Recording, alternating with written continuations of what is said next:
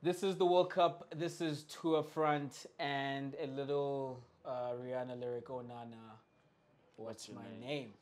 So, Chuck, there has been controversy. There tends to be controversy around this time with the World Cup. This time, it has come from the Cameroonian camp, right? Where we have Andre Onana, who has either been sent home or he's decided to go home following a fallout with the coach, following a fallout with the federation in terms of they were asking him to take long kicks. That's how they want to play versus him who wants to play a more modern style of goalkeeping where he wants to play out from the back. He wants the ball at his feet a little more. What have you made of everything that has happened around the Cameroonian camp? It's crazy because if a coach wants you to do something, you don't do it, you get subbed off or you don't start the next game.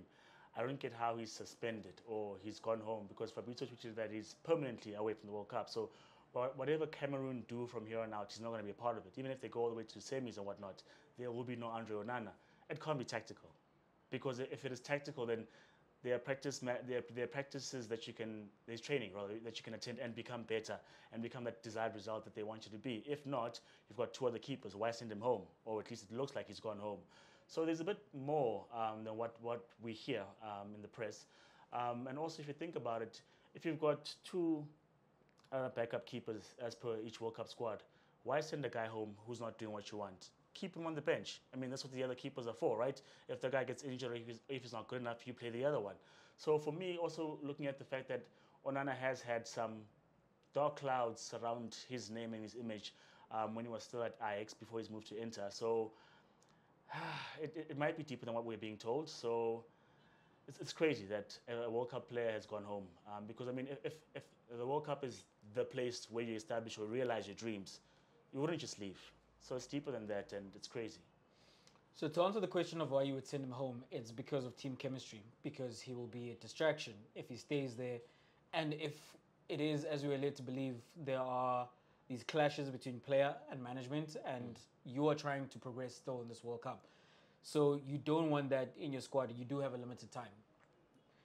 And this is not unprecedented because in 2002, Roy Keane was famously sent home after a training field bust up, I believe, with McCarthy. And we also had the incident leading to that last game against Bafana in 2010 with France, where there were issues in the camp which somewhat led to the results. Bafana were good on the date, don't want to take that away from Mpela and the boys, but that was part of what was happening there, that team was just disjointed because of what had happened at training.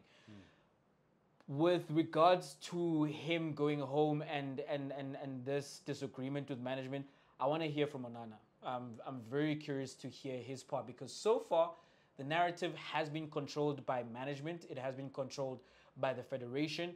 And one of the interesting things is that the official statement that comes from the federation, if you read it at the end, it is signed that it comes from Yaoundé, the capital of Cameroon. I don't think it came from Yaoundé because I think the man who is responsible, who is behind that statement and maybe even has a hand with regards to how they're going to play and the decision for Nana to go home is one Samuel Eto'o, who is not in Yaoundé, who he is in Qatar.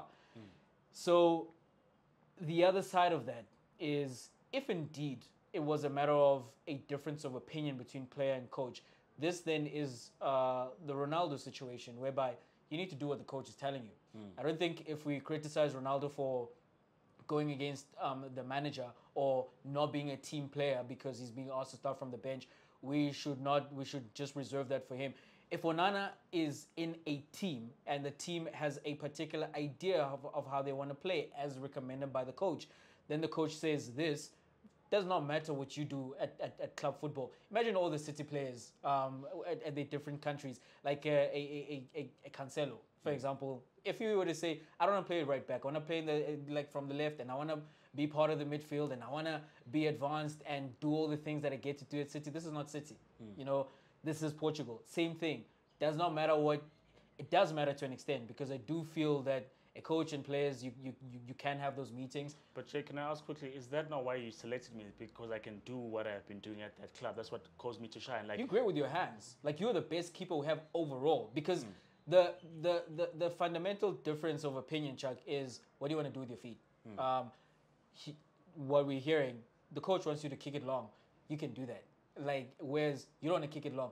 At that point, you are challenging the authority of the coach. That I don't think this is the style we need to play because I don't want to play it. And I don't think it's going to lead to success long term for us, which is why I want to hear from Onana. Like, is this what happened, or is it just a matter of we just didn't want this player anymore for whatever reason? There's another fallout that happened, and this is the story that we are being fed. But if it is really just down to the fact that the coach wanted to play this way, I don't want to play this way, whereas the whole team is in agreement with the coach, then yeah, get out of there because you're messing this up for all of us.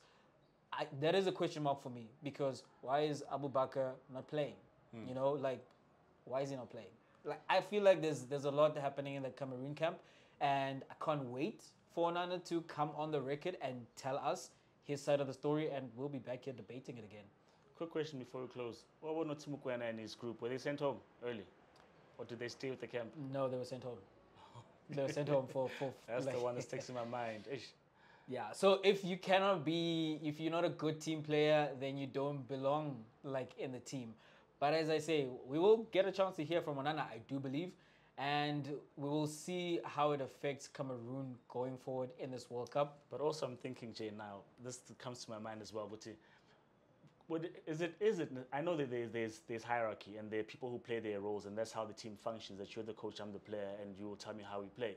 But can coaches not be shown another side or learn while on the job from the players? Because coaches can get it wrong sometimes. Because now Ziyech didn't necessarily agree with the coach who was the manager prior.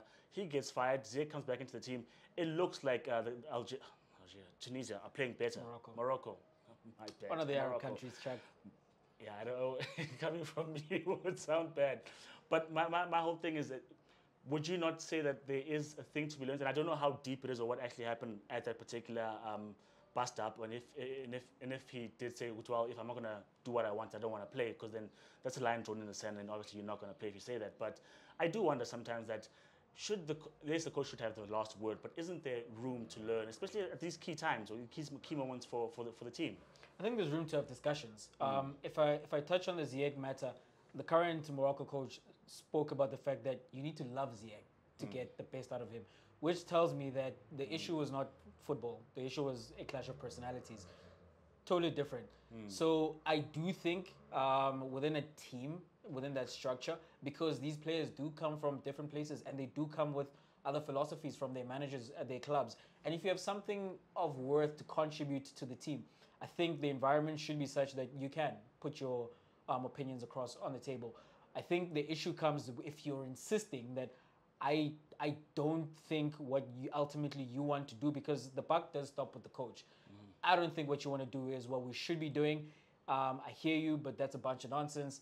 Then that's taking it a step too far. That's not you then contributing to a spoon son, you know. And if that is what happened, I think it's the right decision. But I think if it's a matter of he just voiced an opinion that do we not maybe under certain circumstances maybe want to look at it this way, and if that man Rigobert Song is just a hard tossmaster where you have spoken out of turn, then and that is not allowed, then that's different as well. Yeah. So I think it depends, which is why I want to know exactly like how that went, because it is such a strange thing that you don't want to kick it long, you want to kick it short, and then you end up out of the World Cup squad. What? Keepers have been like a crazy focal point, because if you think about it, I think David De Gea missed out on the Spain call-up because he's not good with his feet. We saw that in the Brighton game and the Brentford game where he had 2 errors in those 2 games. And quickly after that, he was playing the ball long. And it seemed to be a matter of that Ten Hag wants to build from the back, but De Gea was having to learn when to play short, when not to play short. And his game is coming along. But as you're saying, the World Cup is short. You either shape up or ship out. So I think in this case, it didn't work in his favor. But we'll hear from him. Onana, talk to us, man.